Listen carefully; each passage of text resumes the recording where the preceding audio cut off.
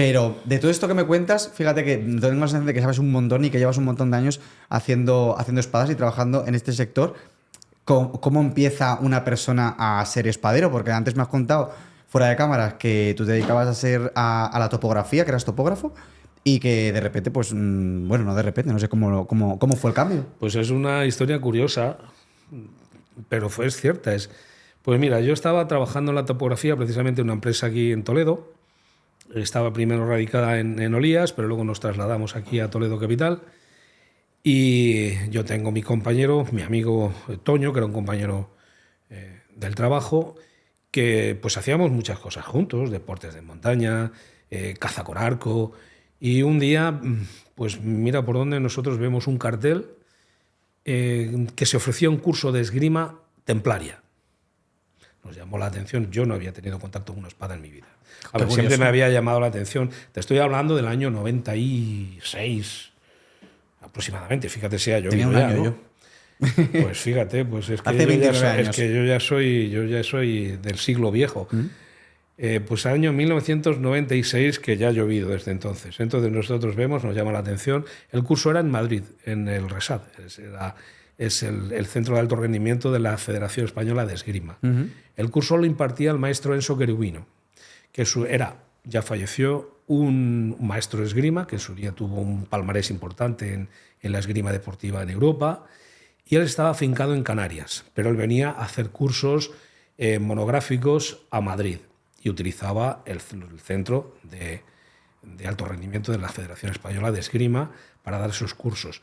Él había estudiado un tratado, el Fiore de Liberi, el Duos Flor Duelatorum de Fiore de Liberi, que es un libro escrito en 1410, un tratado de esgrima que en el tiempo, este hombre lo escribió ya cuando era muy mayor. Entonces, la teoría que mantenía Querubino, que no le faltaba parte de razón, es que esa esgrima, tal Fiore de Liberi, es muy posible que hubiese tenido contacto en su juventud con algún caballero templario o alguna escuela que todavía hubiesen utilizado esta gente. Era, la verdad, una visión un poco romántica, a nosotros nos gustaba eso un poco también. No tiene base. Era muy alternativo, muy diferente también, ¿no? No tiene base realmente, pero tampoco hacía daño a nadie tener la idea de que nosotros íbamos a aprender a manejar la espada como un templario. Ese es el inicio de todo. Total, que nos plantamos ahí en el curso, se dio muy bien, fue una experiencia extraordinaria, hacemos amistad con el maestro, él nos propone hacer un grupo de trabajo aquí en España y en Toledo, aceptamos la idea y montamos ese grupo con gente de Toledo, gente de Murcia, gente de Canarias, alumnos suyos, gente que él traía también, Vale. Pero nos encontramos con un problema. Nosotros queremos practicar esgrima, pero no hay material de esgrima. Material de esgrima utilizable, quiero decir, existía la espadería toledana, pero la espadería toledana estaba enfocada a lo mismo que hacemos nosotros, al coleccionismo, eran armas más reales, más parecidas a las reales, con filos, armas que no son adecuadas para practicar en una sala porque son peligrosas. Claro. Entonces no había unas espadas para ser utilizadas en un entrenamiento diario, que aguantaran el trabajo diario. Y ahí pues se me ocurrió, bueno, pues vamos a hacerlas nosotros, pero para nosotros, sin ningún tipo de intención. Así que ahí comencé yo a investigar. Daba la casualidad que también en la empresa había algunos compañeros que sus padres eran ya espaderos retirados de la fábrica de armas, gente que tenía experiencia en la fabricación, sabían fabricar acero, sabían trabajar el acero. Y yo, como soy tan pesado, era más pesado antes, ¿no? Yo quiero que tu padre me enseñe.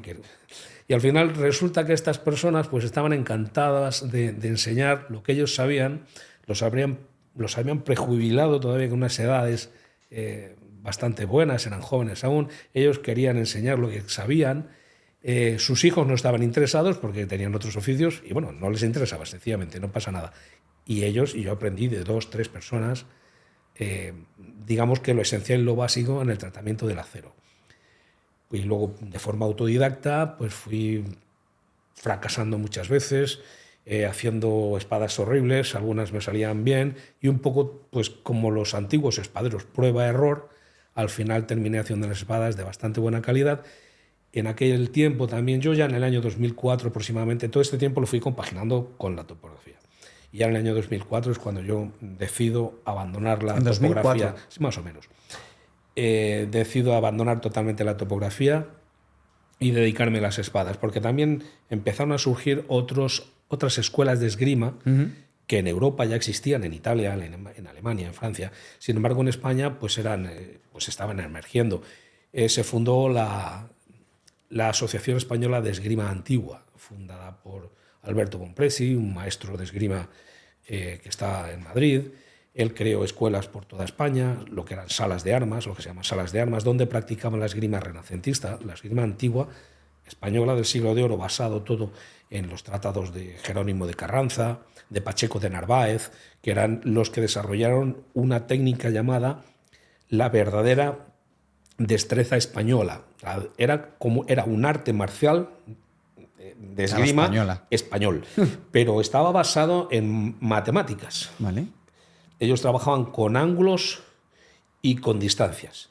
Se dibujaban unos círculos en el suelo, con unos ángulos en altura. O sea, se estudiaban los movimientos. Se estudiaban los movimientos. Todos los movimientos estaban basados en ángulos y en distancias. Y era un método científico realmente para trabajar la esgrima.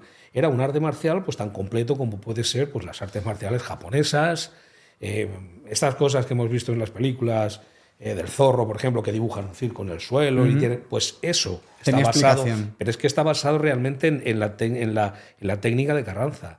Eso es real. Entonces, Bompresi recuperó un poco esa esgrima que se había perdido, pero siempre basándose en los tratados originales.